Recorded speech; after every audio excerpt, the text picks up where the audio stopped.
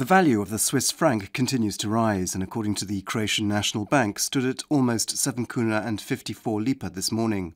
On Thursday, the value of the franc jumped by 15%, shocking Croatian citizens who have loans pegged to the Swiss currency, as in one day their monthly repayments increased by a few hundred kuna. Finance Minister Boris Lalovac is trying to find a solution with the help of the banks. Last night, Prime Minister Zoran Milanovic on Croatian television guaranteed that this problem would be solved and that those affected could remain calm.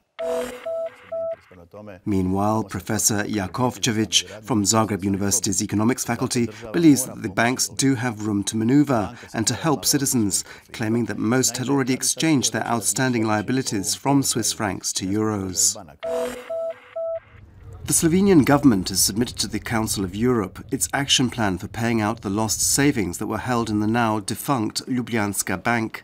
They are obliged to do this according to a ruling by the European Court of Human Rights. The procedure could last a few years, and the 300,000 or so depositors from outside Slovenia will be paid in instalments. The number of Croatian citizens with blocked bank accounts in the last year alone has risen by more than 20,000, with their overall debt now amounting to 6 billion kuna.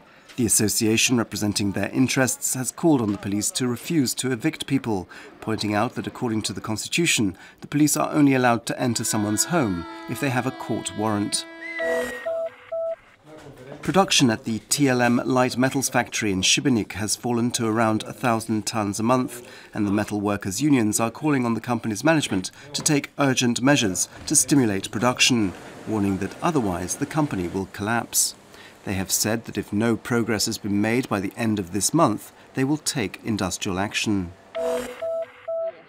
Today is the National Day of the Fight Against Cervical Cancer. Every day in Croatia, one woman is diagnosed with this deadly disease, and someone dies of it every 3 days. Early detection through regular gynecological examinations could lower these figures. Sport, and in World Cup skiing, Ivica Kostelić failed to complete the first run of today's men's slalom in the Swiss ski resort Wengen. Filip Zubčić and Natko Zrnić-Dim are still in the competition. And at the World Handball Championships, Croatia has won its first match in Group B, defeating Austria 32-30. This afternoon's forecast calls for moderate to heavy cloud cover with rain expected along the Adriatic coast and in central Croatia towards the end of the day.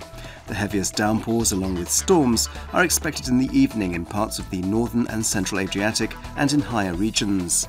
A southeasterly Yugo wind will weaken on the northern coast and turn to a moderate to strong southwesterly, while in Dalmatia there'll continue to be a strong to gale force southeasterly Yugo wind. Highest daily temperatures will be between 10 and 15 degrees Celsius. Tomorrow will be significantly fresher, and on Monday temperatures will be average for this time of year. It'll be cloudy with occasional rain. Heavier downpours are more likely in the Dalmatian interior, while there could be some snowfall in mountainous regions. On the coast it'll also be very changeable, but only a little colder. On the northern coast the wind will turn to a northerly direction. In Dalmatia, where heavier rain is expected, it'll continue to be very windy, with a strong to very strong southerly and southeasterly Yugo wind, especially in southern coastal regions.